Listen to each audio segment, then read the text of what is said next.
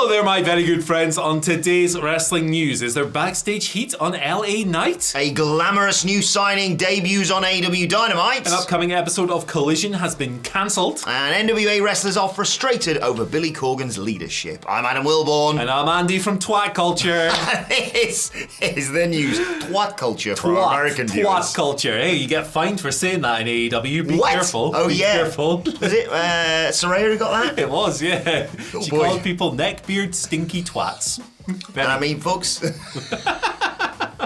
What town was that in again? Really rude. Yeah. It's probably somewhere nice as Yeah. well. Yeah. Uncalled America. for. Uncalled for. Anyway, let's move on and talk about LA Knight. Yeah. Okay. Booker T has been talking some stuff. He sure has, Andy. He's been indulging his favourite hobby of talking some stuff. He thinks there's some backstage heat on LA Knight in WWE, and I guess Booker T is in WWE, Yeah. but he also talks a lot of stuff. So stir a pot, doesn't he? Here's what he's been saying on the Hall of Fame podcast.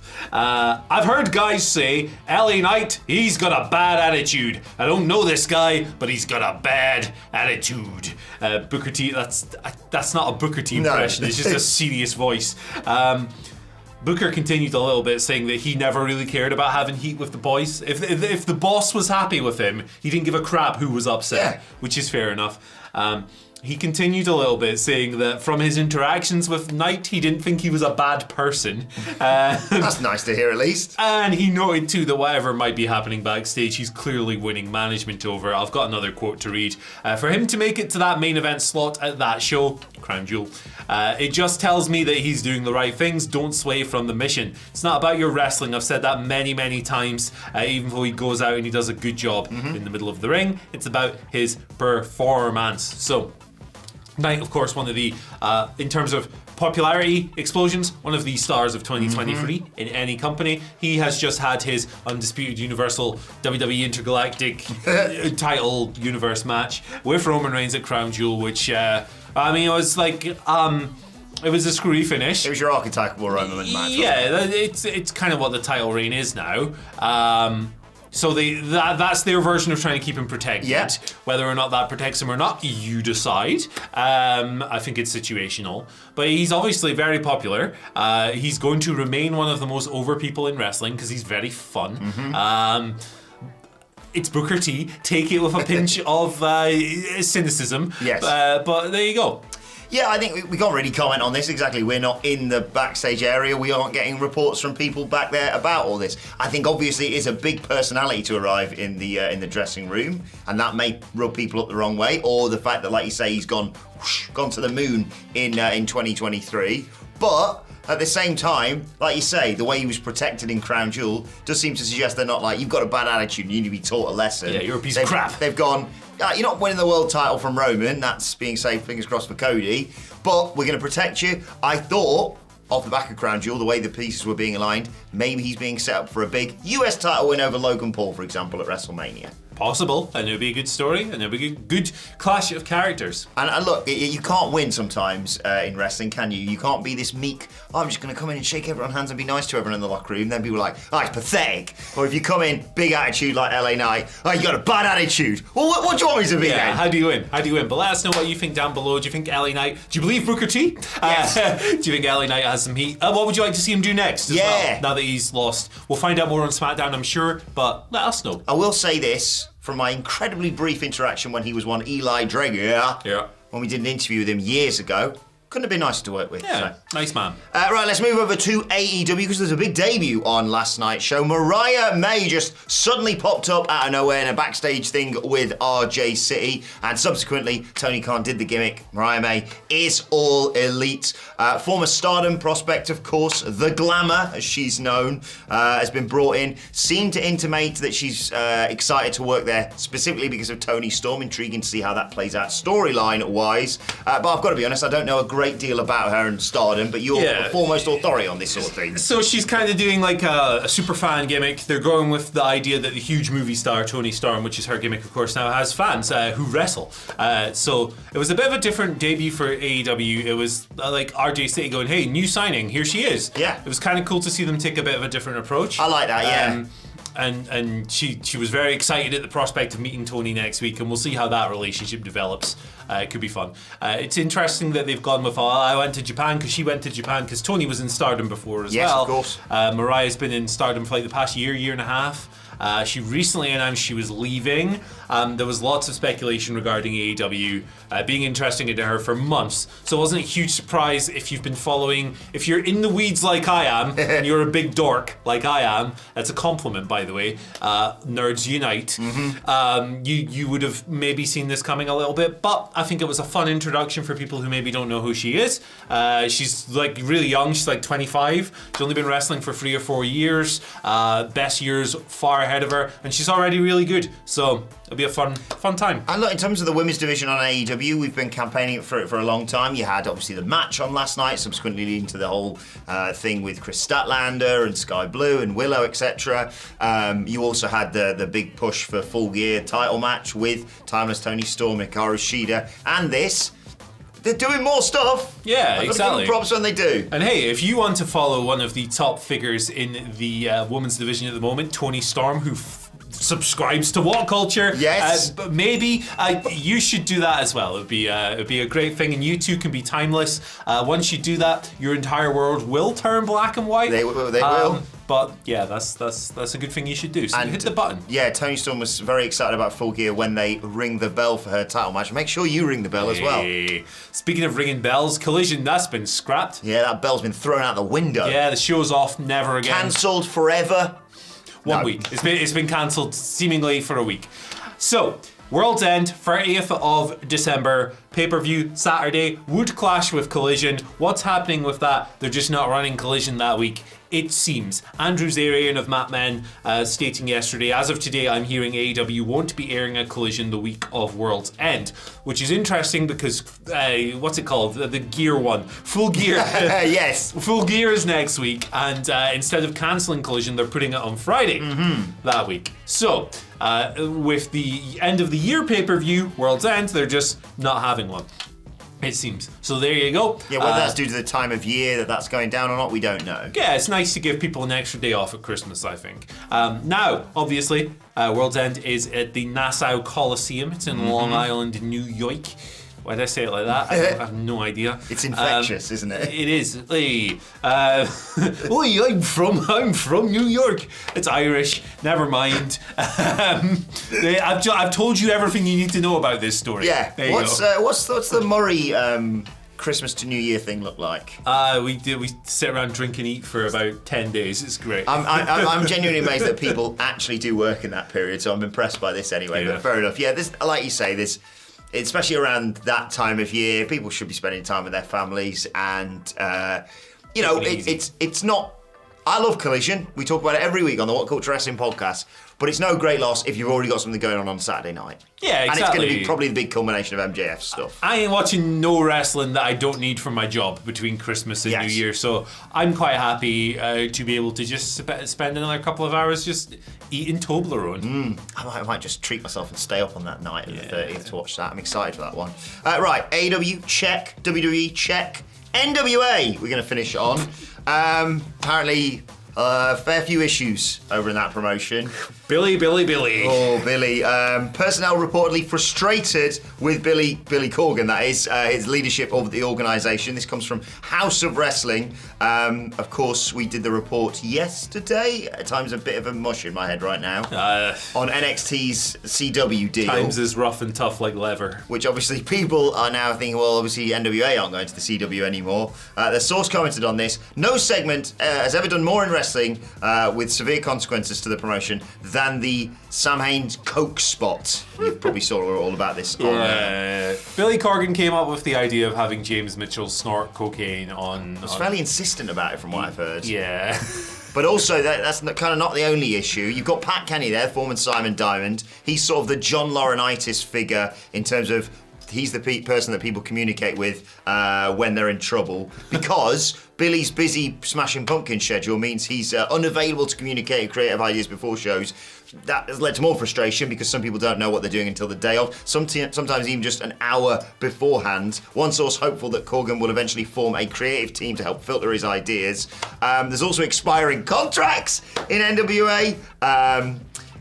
They're frustrated with the leadership there. Some people apparently considering their options, and also people aren't happy with Corgan's tests, which include having popular people lose immediately as soon as they come in to gauge their reactions. Yep, that's dumb. Or Corgan showing excessive criticism to people who haven't done anything wrong. Per House of Wrestling, he does this to see how wrestlers react and prove their loyalty. I never understand these decisions that people in charge make of like, I'm going to be nasty to you, see how you react, instead of just, like doing good stuff for the business. Yeah, that's called bullying. Yeah. But it is actually quite appropriate that Billy's had these, simultaneous problems with Smashing Pumpkins and the NWA, because neither of those things have been relevant for 25 years. I'm joking. I really enjoyed Power before Billy took it over. Look, listen, Billy Corgan wrote Siamese Dream. If he wants to spend the next infinite amount of years just making complete drivel like cocaine spots, that's a fair trade. Yeah. You got the pillar, now you can have the dirt. It balances out. But seriousness, jokes aside, there's a wow. See what? He's corrupted you. Yeah. Billy Corgan's tapping into my breathing system. Jokes aside. On the one hand, I'll say this, Andy. On the one hand, it's his business. He can do what he likes with it. Sure. But it also involves a lot of very talented people within the industry, and they probably don't want to have that kind of work environment. And they're all thinking, great, TV deal, let's go. And one thing that the boss was most insistent on maybe has cost them that. Yeah, and there's a long statement from EC3 in the House of Wrestling article that is linked on our website, where he refutes a lot of this stuff. So you can check that out if you want the other side of this whole thing. But, or you can go and chat about it with him in his rage room. Yeah. Is that still a thing? He do be controlling narratives. Again, I get why Billy's got his back up. He's just lost his major star, Iris. I thought you were going to say TV deal. Yeah, there. It's like WWE lost Roman Reigns, AEW lost MJF, he lost Tyrus. So there you go. Look, I just like taking the piss out of stuff. I hope that they get that together, because it's good to have another organisation in wrestling. Power kicked ass. It did. It was really good back in the day before they started pushing Tyrus. Right, let's move over. And maybe they should hire Ryback or something. Oh God. Just when you thought things couldn't get any worse. Let's move over to your Twitter questions, or your X question, or it's bloody called nowadays. At WhatCulture WWE, of course. Sean Acklin starts us off. Always great to hear from you, Sean. Thanks for the question. He's been sending us questions for years. Yes. He says, to the foremost authority on flat, and the Dudley that's almost sort of kind of never wrong, usually. Punk's coming back at Survivor Series, everyone. I feel like if injuries didn't happen, MJF would have turned on Adam Cole like so many suspect. Do you guys think injuries or crowd reaction delayed plans more? I think it was a combination of both. Yeah. The injury, I guess, like by the strict terms used in the question, injury, because Cole's going to be out for like 9 months or a year or whatever. So shave that beard. Yeah, I don't like it. So and that's coming from me. Exactly. Take it from an expert on looking scruffy. He looks scruffy. So strictly that has delayed it more, but I think before the injury, the crowd reactions have had a more profound effect. I wonder if like all the Samoa Joe stuff was even planned before all this. Nice pivot, if not. Yeah, exactly. I think they probably leaned more into it once they saw how over it was in the arenas. So it's a little bit of this and a little bit of that, but ultimately, yeah, in terms of things that they go, this is huge, probably the crowd reactions. Yeah, I think you're right, obviously, unless the injuries are work, of course, which is the dumbest conspiracy theory I've heard all year. Yeah.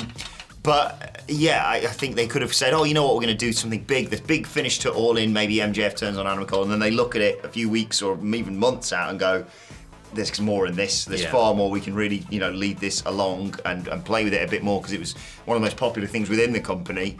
And then, unfortunately, it's just a complete freak accident. It's so unfortunate, especially for someone like Adam Cole.